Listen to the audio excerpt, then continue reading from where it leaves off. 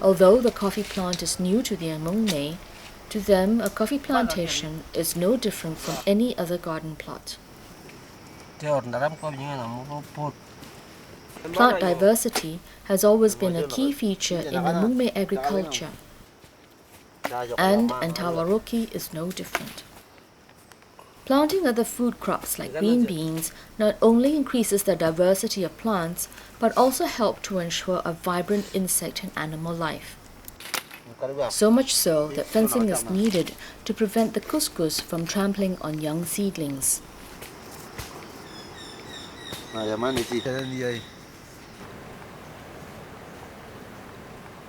Traditionally, the Amungme depended on sweet potatoes and taro, supplementing their diets with wild vegetables like edible ferns and amaranth greens. Seeds from the mature amaranth flowers are collected and saved for later sowing.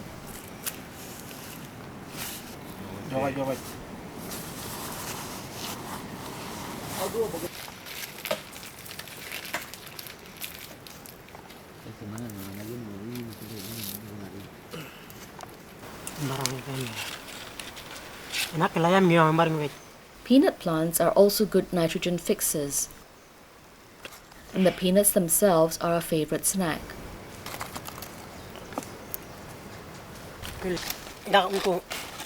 And if enough is grown, could provide a supplementary source of income.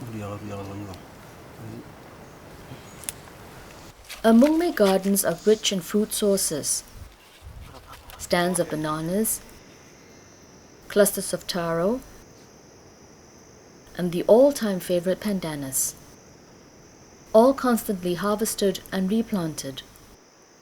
Studies into these plants have revealed the depth of Amungme knowledge in maintaining the genetic integrity and genetic diversity of their food sources. And those that came with the rainforests are just as carefully husbanded, like this species of begonia, prized for the stems which are eaten raw with a bit of salt. On a rest break, the crew finds that some marquesa, or passion fruit, are ripe for picking. Some time ago, this fruit was introduced to the forest in this area by an unknown source. The Amungme have since enjoyed many such occurrences of this exotic fruit in the forest, and have in some cases planted it again near their homes.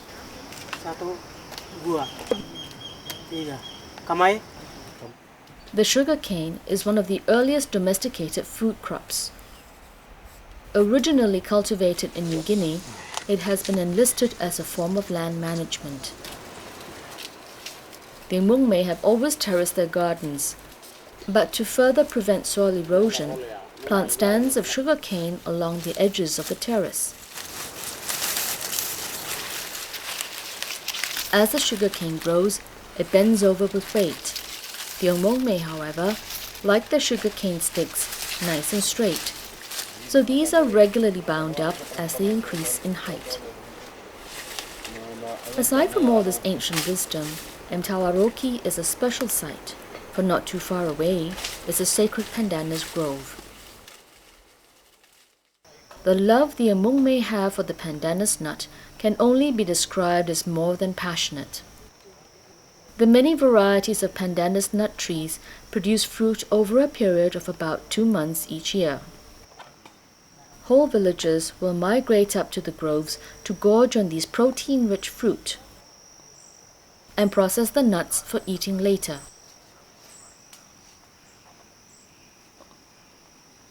But these groves are also home to ancestral and earth spirits. Such a sacred place comes with many taboos, prohibitions against expelling any body fluids, including semen and spit. Since Antawaroki is close by, no Amungme would dare consider being casual about his or her behavior.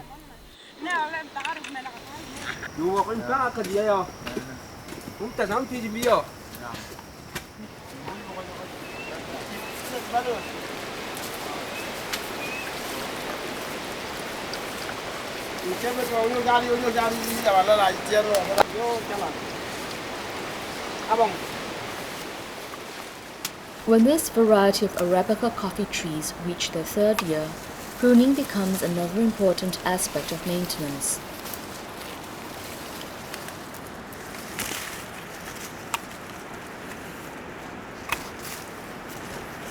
In the wild, the trees can grow up to 10 meters, but here they are pruned once a year and then maintained to a maximum height of 2 meters. This way, the crop also tends to grow closer together, which makes it easier for harvesting.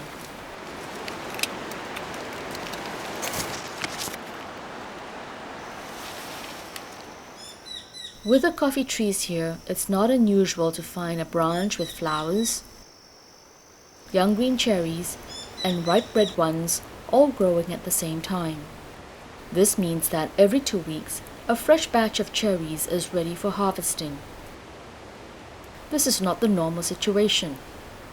On a commercial farm, harvesting is limited to twice a year. But in Papua, the rains are plentiful year-round. The sharp, steep slopes also contribute by forcing clouds to form thickly early in the day. So for most of the time, if it's not rainy, the air is at least moisture-laden. Although mechanized harvesting is commonly practiced, it is almost impossible to do so here with the ruggedness of the terrain. So all coffee cherries are hand-picked, which better suits the Amungme, since their exposure to technology is limited. Hand harvesting has advantages and is a preferred method for specialty coffees. It ensures that only the ripe cherries are selected and the young green ones left to mature naturally. Even though the trees here fruit constantly, each tree produces only about a half kilo of ground coffee a year. The picked cherries then have to be transported to Tembagapura, the mine's town, for the last few processes. Although it is only 15 minutes away by chopper, it takes 2.5 days by foot. The journey is rough, passing through steep forests, along rocky stretches, and across 2 fast rivers. With no villages en route, the night will have to be spent under the only rock hang in the vicinity. The cherry is actually made of 4 layers: the outer skin, the pulp or mucilage, which can ferment, and the beans, which are actually 2 seeds joined at the flat side. A coffee bean really looks like half a peanut. Covering the bean are 2 layers of skin, a thick one called the parchment, and the thin layer called the silver skin. The coffee cherry is delicate and has to be pulped soon after picking, or fermentation will set in. Using a simple hand-turned pulper, the bean is separated from the red skin and pulp, or mucilage. Then the beans are left to ferment for 2 to 3 nights to remove all the mucilage before they are given a final wash. Commercial farmers use heat-controlled mechanical dryers. Although it may be quicker, it is also easy to ruin a harvest. If the temperature is too high, the flavor potential of the coffee is destroyed. Rightly so, the Amungme have opted for a more natural process, on which the specialty coffee industry today places more value on. These specially made pallets laden with coffee beans are brought out into the sun daily for about a week. The beans are spread out in a layer and turned regularly so that all the beans get equal exposure, as well as to help circulate the air between them. This way, the beans don't have a chance to turn moldy and will dry evenly at a milder but constant temperature.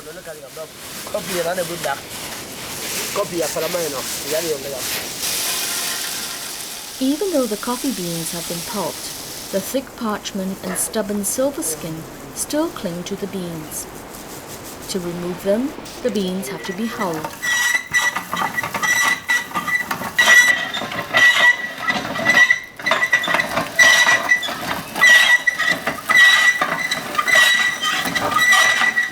Sometimes a few beans manage to escape and have to be carefully sought out and the rebellious remnants removed by hand.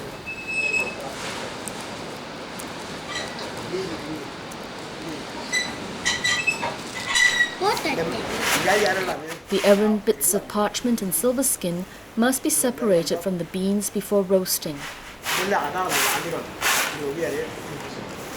Though the technology looks unsophisticated, it requires a great deal of training and skill. More importantly, it's effective and can be done anywhere.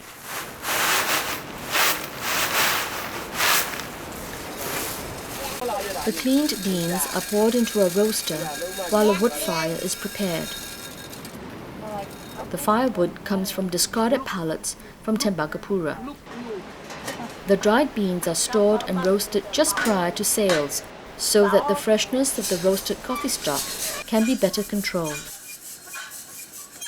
Here too, a commercial roaster can be used.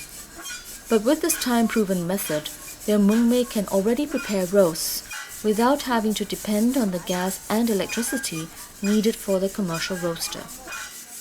The process is not as simple as it seems. A constant temperature has to be maintained and the roaster spun at a regular pace to ensure even heat distribution. Timing too is important, as that will determine the flavor of the brew.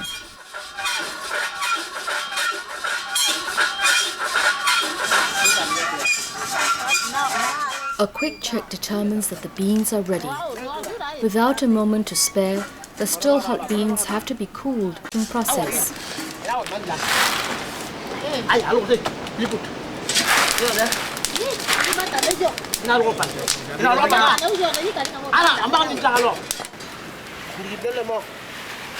A nice golden brown coloring emerges as the beans are tossed about in the fresh mountain air.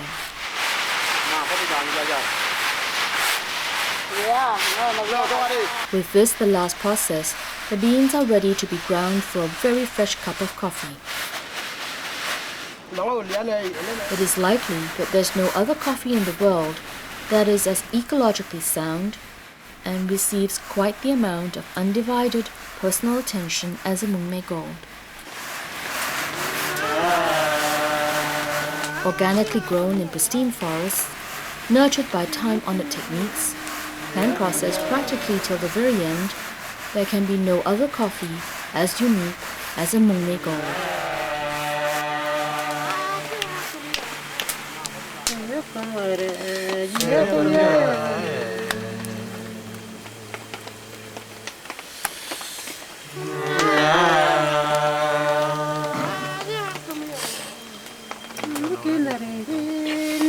Yeah.